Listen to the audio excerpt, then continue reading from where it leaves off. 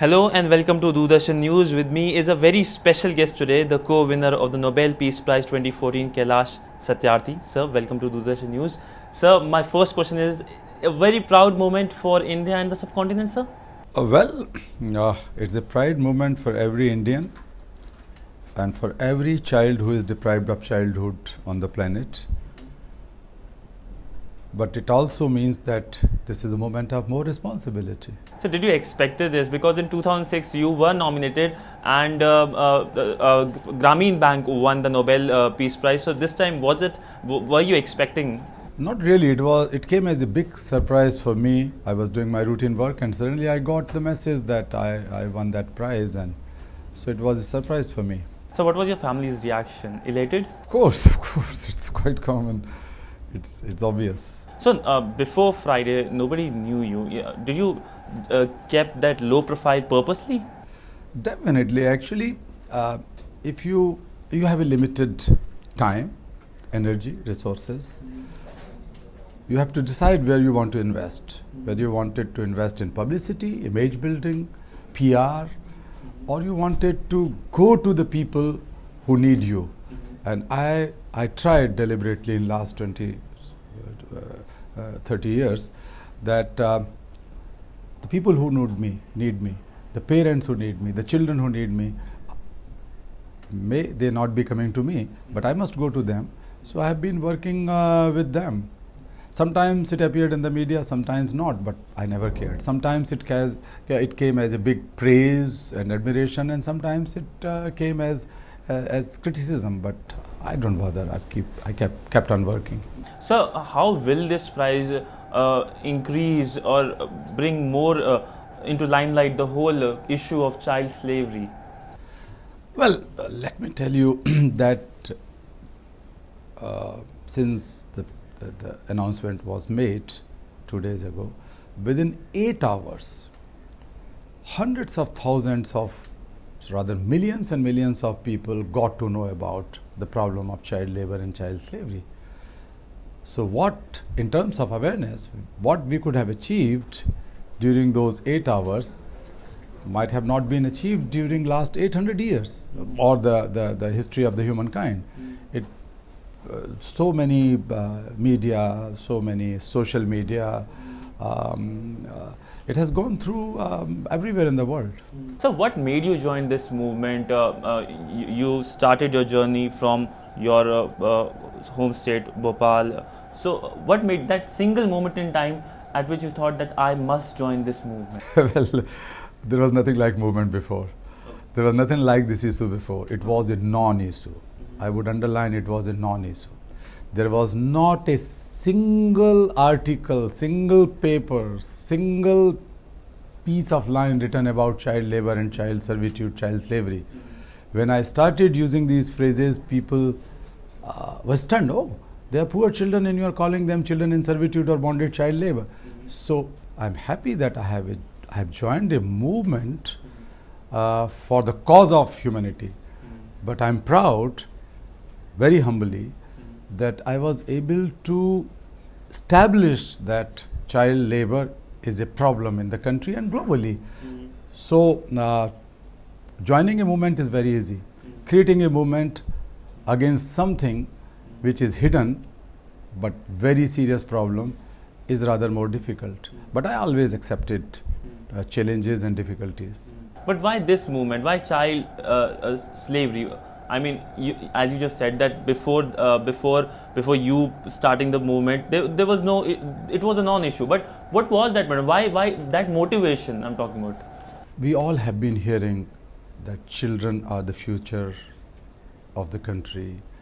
Children are the most precious gems and assets of any nation, etc., etc. They are the images of God. But I could realize in my very early childhood, when I was 5 or 6 years old, when I first went to my school, I encountered with a boy of my age who was sitting at the right at the doorstep and polishing shoes for the children like me. So he and his father were cobblers. And that was the sharp contrast, which I could see, that I was going to school with a lot of aspirations and hopes and enthusiasm, excitement. On the other hand, the child was sitting on the road as a child laborer. I don't know child labor, etc. But I saw that there's something wrong, there's something injustice.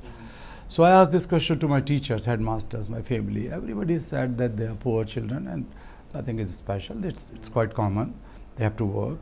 One day I asked this to the father of the boy, and the father replied that, sir, my father started working since childhood. I started work since my childhood, and so is my son. And then he said that, you might not be knowing, sir, but we are born to work. It was a very difficult thing to digest.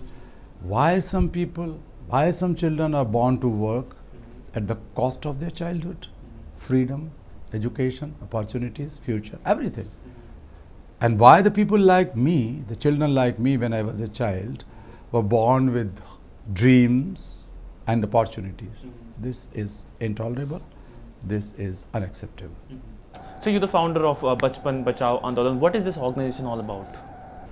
It has been put on paper for last many years, but yes, for last 2-3 days, what Bachpan, Bachao, Andolan is doing. But it is a social movement. It's not a conventional NGO. I did not believe in conventional project running NGOs, but I believed in building social movement, mass movement against the evil of child labor. We always believed to create a movement where we can make use of India's great constitution and the laws which are existing in the land. So we had the legal interventions, judicial interventions all over years. We also realized that there is a serious lack of corporate responsibility. So we have engaged consumers, we sensitize them and try to build the pressure that no child must be engaged in supply chain or anywhere by the industry.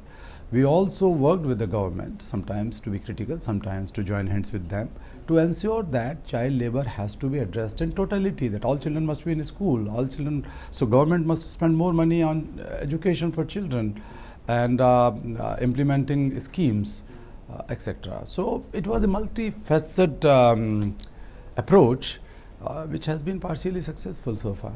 So you talked about the Indian legal system. How successful the Indian legal system has been to fight the scourge of child slavery and child abuse in the country? I salute, I repeat, I salute Indian judiciary at the top.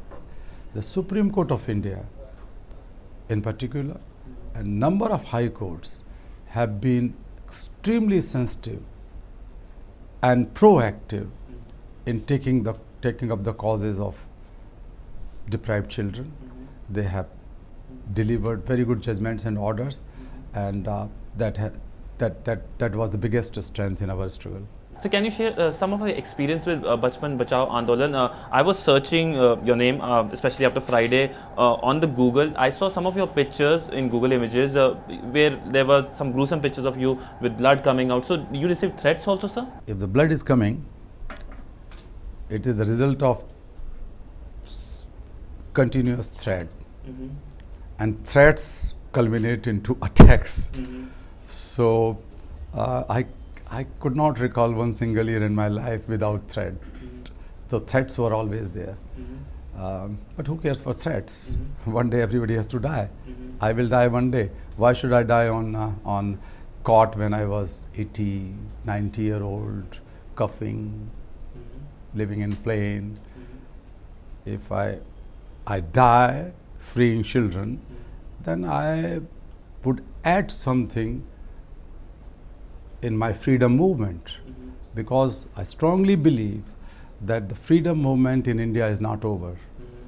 On 15th of August 1947, until and unless every single child, every single woman, every single man is freed from all kind of slavery, servitude, bondage, labor, exploitation, abuse, fear, poverty, the struggle will be on. So despite all these threats, what was that motivation that still made you feel that I will continue with this movement, I will fight against child abuse and child slavery? When I was attacked, not one time, dozens of times, my people were attacked. I lost two of my colleagues. One was shot dead and one was beaten to death. Almost every activist who had been working with me in the past got injuries and scars on his or her body.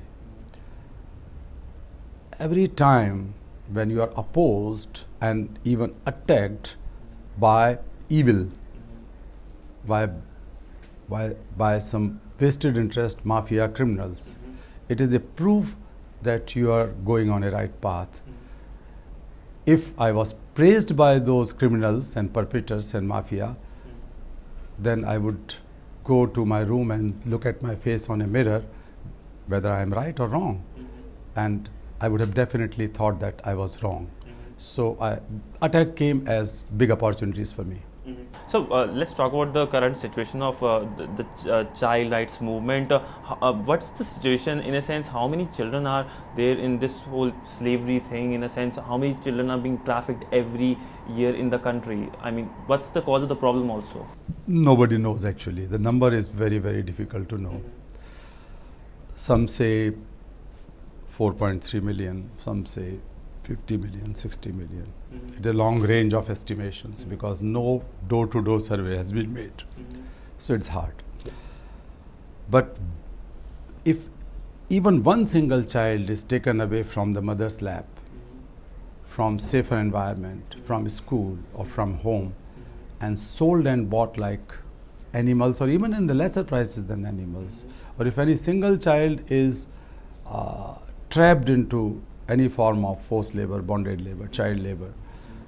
If a girl is married at very early age because poverty or ignorance or illiteracy, if a girl is supposed to serve 8, 10, 12 people a day in a brothel, it's a black spot, it's a blot on the face of my motherland. India is a great country with great traditions, with great culture, with great ethos, with great values, and these all greatness are eclipsed by one single child. So for me, whether it's one child or 100 or 1 million or 100 million, I will keep on fighting. So Doordarshan has a wide coverage in this country. How can our viewers get associated with your movement and with you and just fight against this child slavery, the scourge of child slavery? One thing is the mindset. First of all, we have to change our behavior to respect our children. The children at our homes, children at our neighborhood. We should start caring and loving for the children who largely remain neglected or ignored in our neighborhood. Try to give them a little smile and try to be associated with their issues and pains. I am not asking about doing some charity to them. I am asking about respecting those children as well. That is the beginning.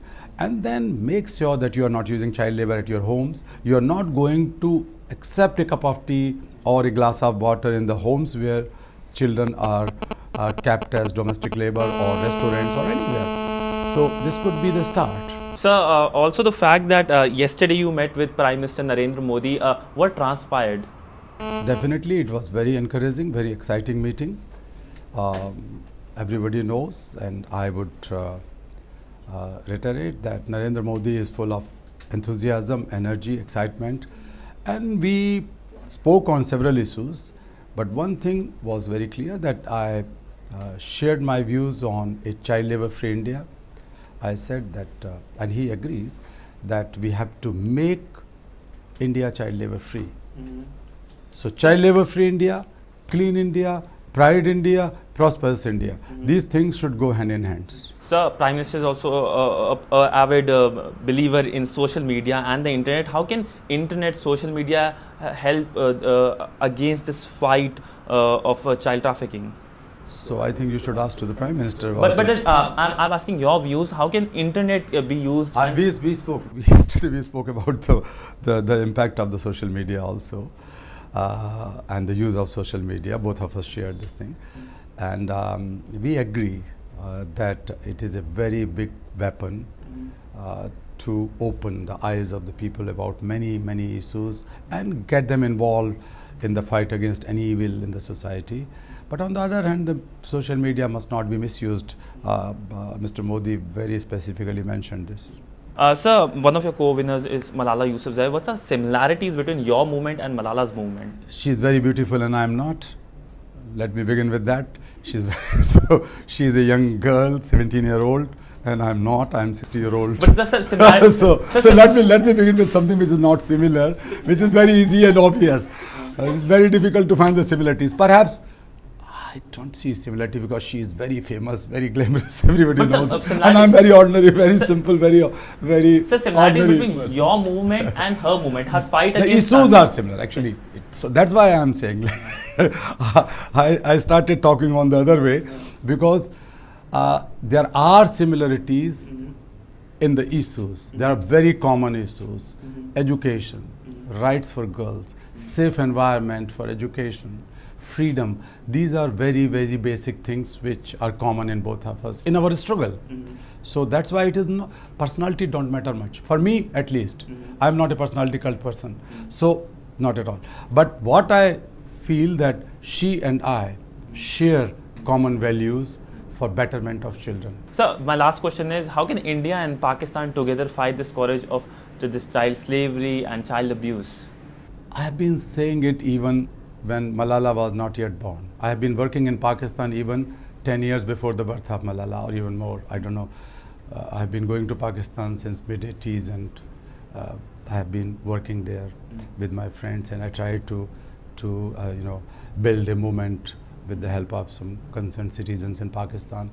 So I am a staunch believer that we share common heritage, we share common history, common values, common culture, common language. Many things are common.